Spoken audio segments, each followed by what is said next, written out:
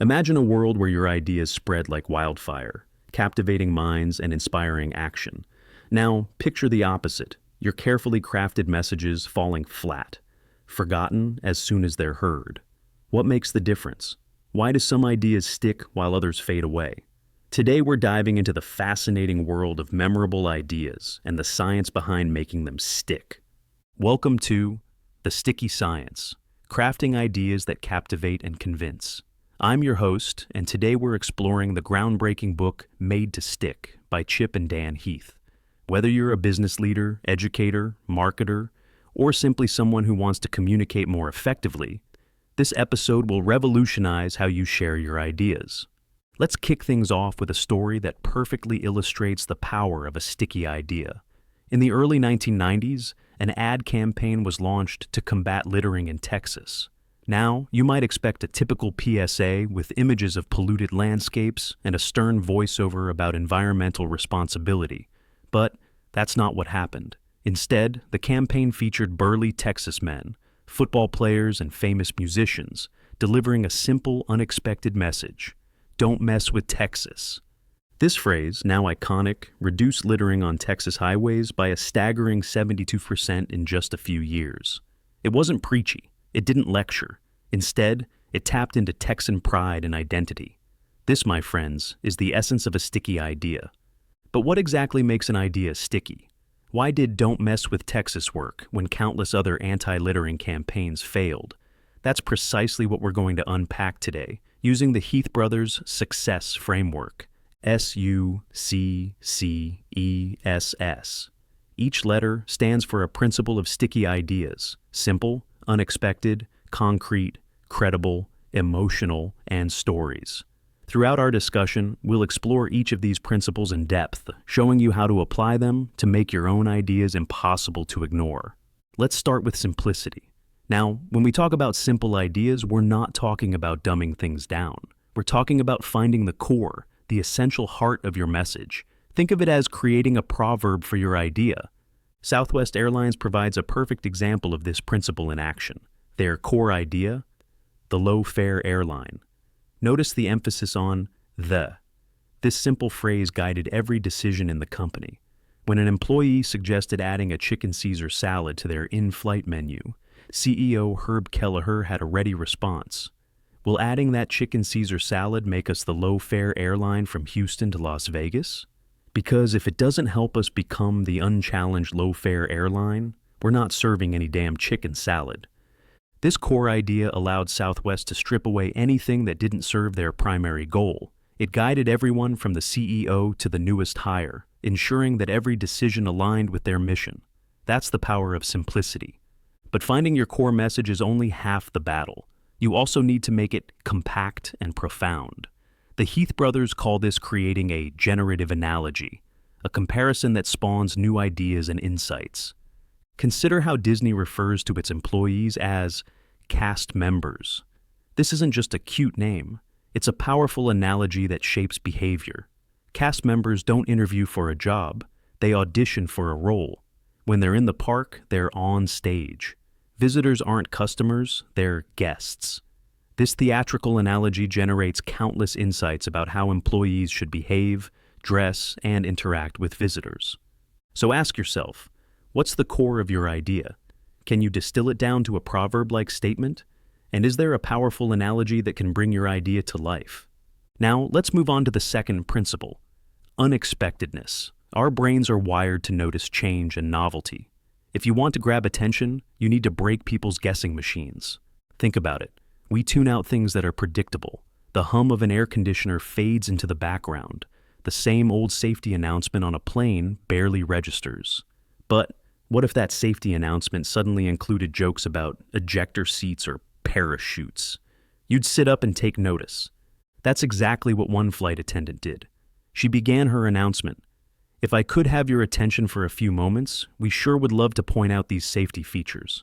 If you haven't been in an automobile since 1965, the proper way to fasten your seatbelt is to slide the flat end into the buckle." Her humorous approach broke the pattern of the typical boring announcement, capturing passengers' attention. But unexpectedness isn't just about initial surprise. It's also about generating curiosity to maintain interest. The Heath brothers introduce us to the gap theory of curiosity. This theory suggests that curiosity arises when we perceive a gap in our knowledge. We feel a need to fill that gap. This is why mystery novels are so compelling. They open a knowledge gap, who did it, that we feel compelled to close. It's why cliffhangers keep us coming back for the next episode of a TV show. And it's a technique you can use to make your ideas more engaging. For instance, when teaching, don't just present information. Pose questions, create mysteries, set up a puzzle that your audience wants to solve. This technique was used brilliantly by a high school teacher named Jane Elliott in 1968. The day after Martin Luther King Jr. was assassinated, she didn't just tell her all-white class about discrimination. She created an experiment. She divided the class based on eye color, giving preferential treatment to blue-eyed students one day and brown-eyed the next. The students' curiosity about what it would be like to be discriminated against and their desire to understand why this was happening made the lesson unforgettable. Decades later, her former students still vividly remember the experience and its impact on their understanding of prejudice. So, to make your ideas stick, think about how you can create surprise.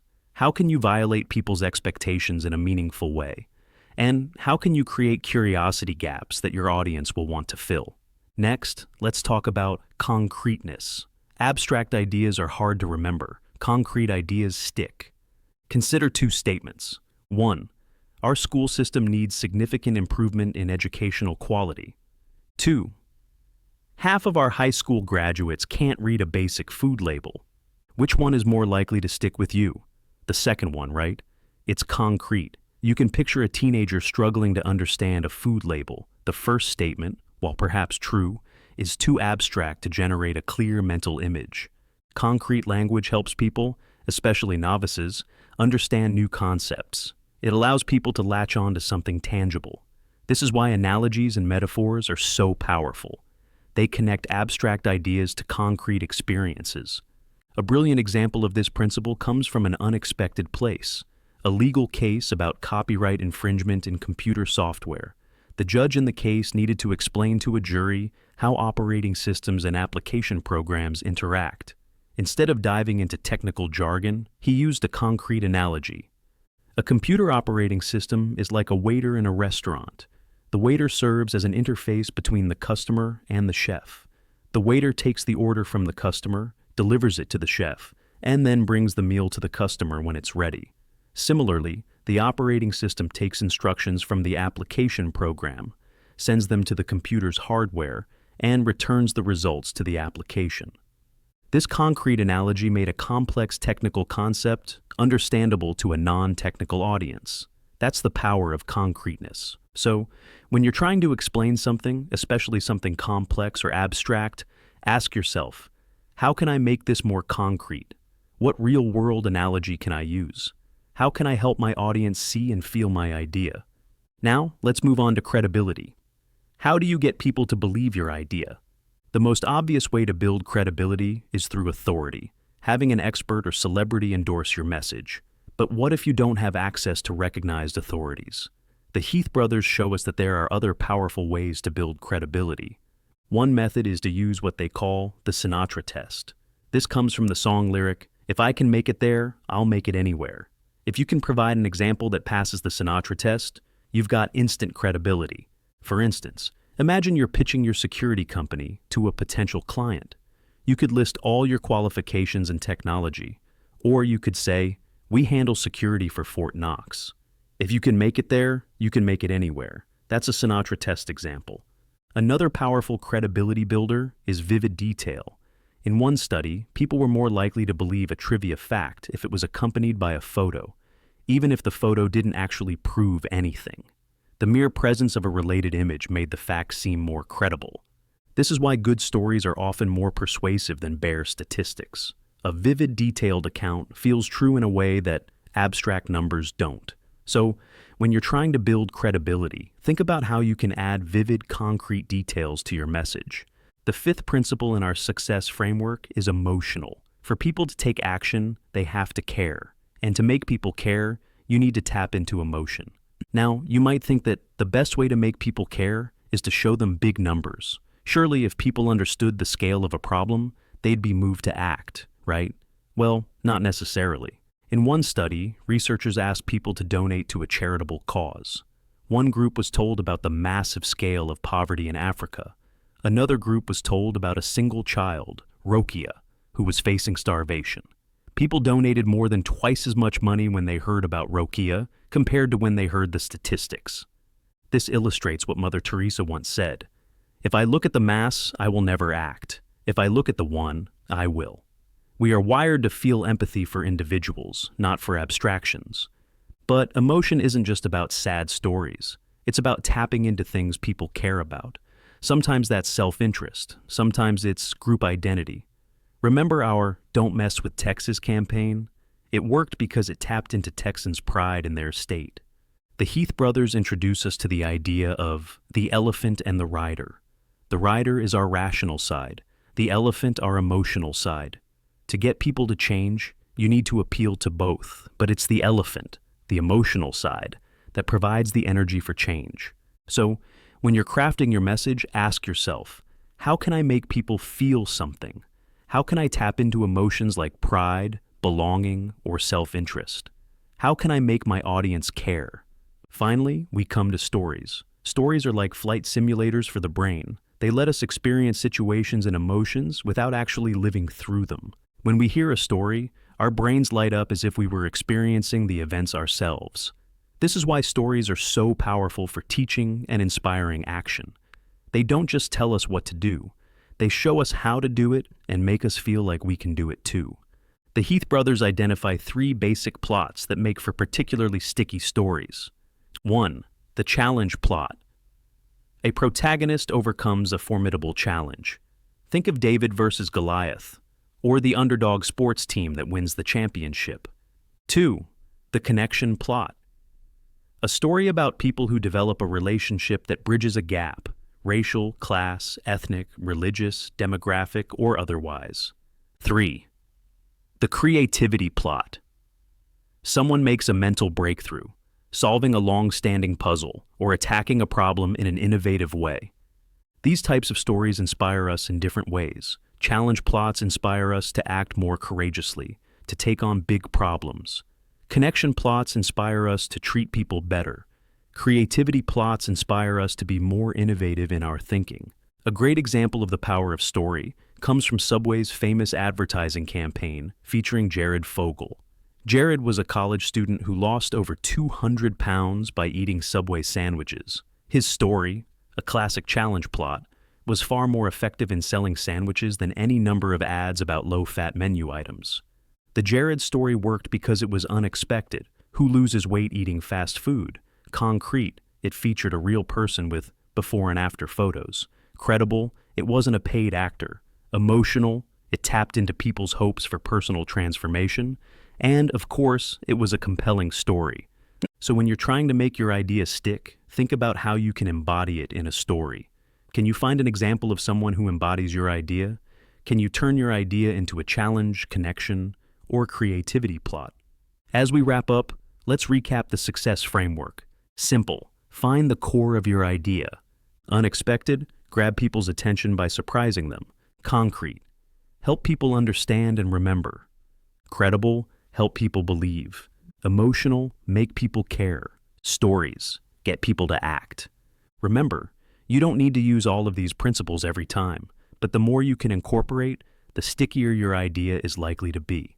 Let's end with one final story that brings together many of these principles.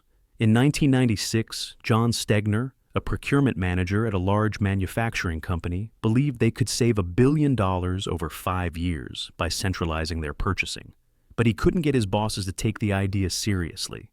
So, Stegner did something unexpected. He hired a summer intern to investigate a single item, work gloves, which most of their factories used.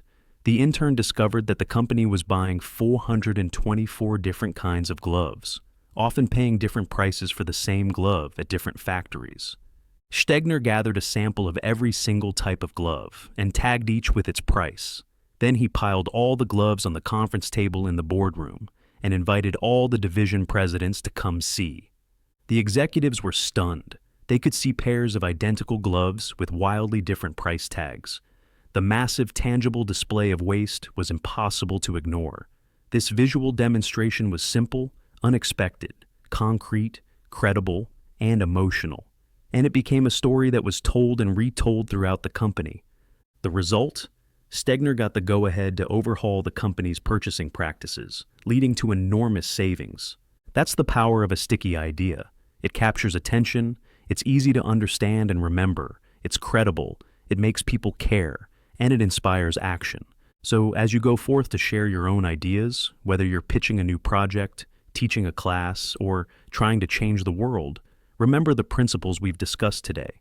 Make your ideas simple, unexpected, concrete, credible, emotional, and where possible, embed them in stories. The world is full of important ideas that never get the attention they deserve. By mastering these principles, you can ensure that your ideas don't just get heard, they get remembered and acted upon. You have the power to make your ideas stick. Now go out there and use it. Thank you for listening to The Sticky Science. If you enjoyed this episode, don't forget to subscribe and leave a review. And remember, the next time you have an important idea to share, make it stick.